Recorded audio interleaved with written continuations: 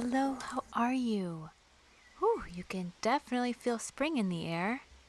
Still, it's a bit brisk, so let's get you inside. Here is a comfy blanket and your favorite chair. But we'll pull the chair away from the fire a bit, yeah? It's a little too warm there.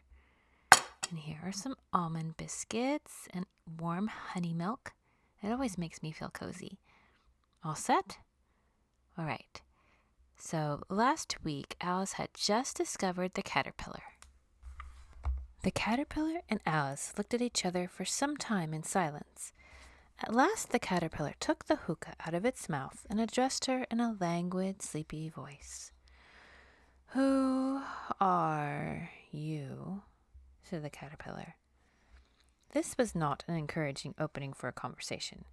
Alice replied rather shyly, I hardly know, sir. Just at present, at least I know who I was when I got up this morning, but I think I must have been changed several times since then."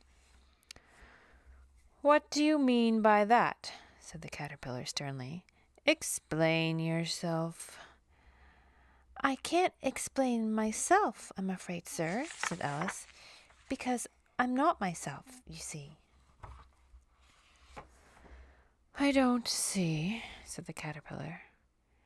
"I'm afraid I can't put it more clearly," Alice replied very politely, "for I can't understand it myself to begin with, and being so many different sizes in a day is very confusing." "It isn't," said the caterpillar. "Well, perhaps you haven't found it so yet," said Alice, "but when you have to turn into a chrysalis, you will someday, you know, and then after that into a butterfly, I should think you'll feel it a little queer, won't you?" "Not a bit," said the caterpillar.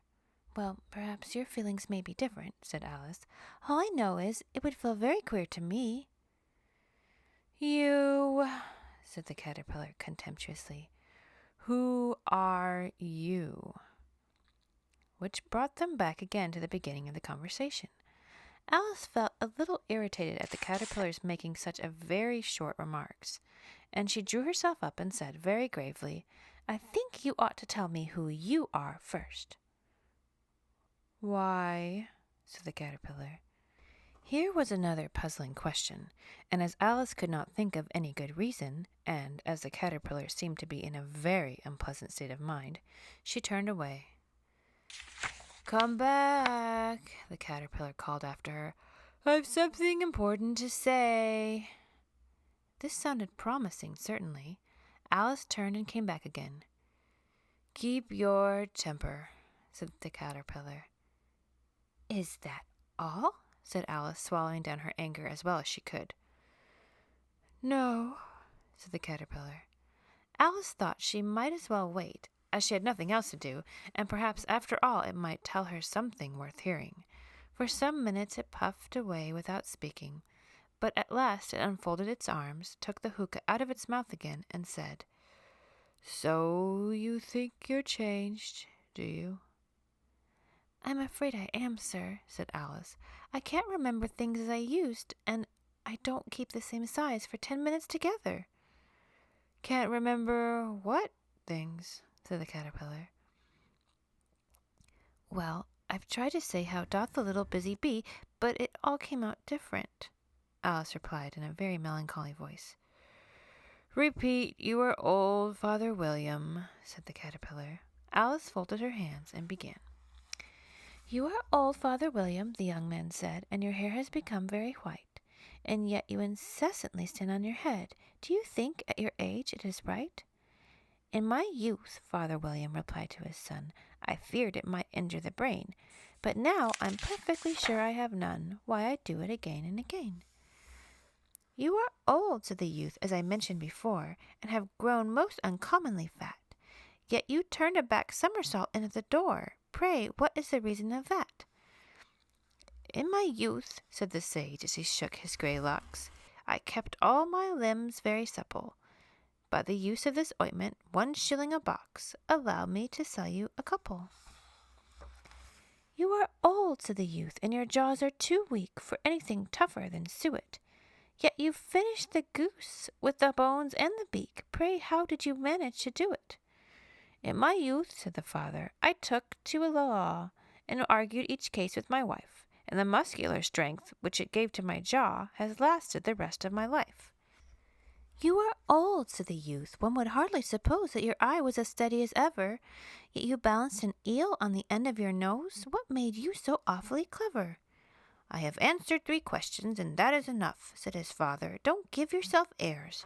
Do you think I can listen all day to such stuff? Be off, or I'll kick you downstairs. That is not said right, said the caterpillar. Not quite right, I'm afraid, said Alice timidly. Some of the words have got altered.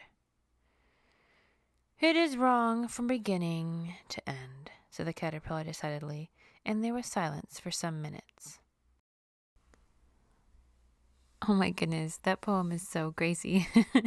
When I was a kid, my dad used to quote it all the time, so it's funny to listen to it again or read it again as an adult. Oh, look outside. The wind is definitely bringing in spring. You know, like May and June, March has its fair share of poetry. Like Emily Dickinson's very clever Dear March. Do you know that? I actually made a song of it. Can I play it for you? Here, I'll open the piano.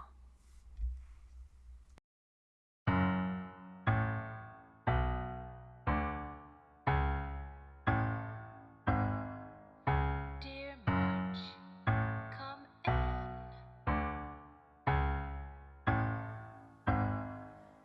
Dear March, come in. How glad I am. I hoped for you before. Put down your hat. You must have walked. How out of breath you are. Dear March, how are you? And the rest, did you leave nature well? Oh, March, come right upstairs with me. I have so much to tell. I got your letter, and the birds, the maples never knew that you were coming. I declare how red their faces grew. But March, forgive me, and all those hills you left for me. To you there was no purple suitable. You took it all with you.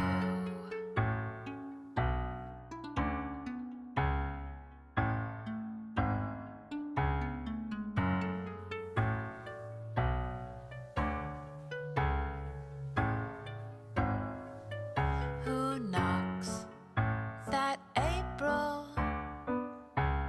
Lock the door. I will not be pursued.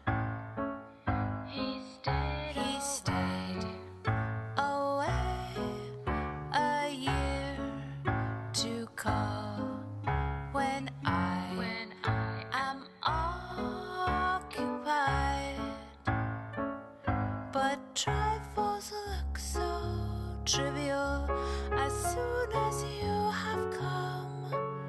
That blame is just as dear as praise, and praise as mere as blame. I got your letter.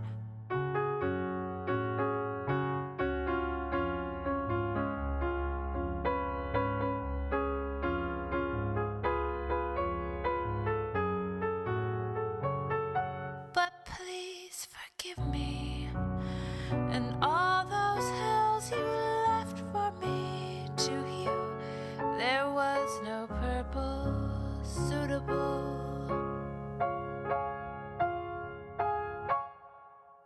You took it all with you.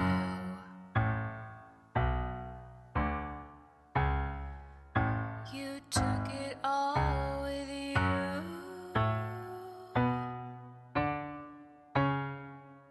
You took it all with you.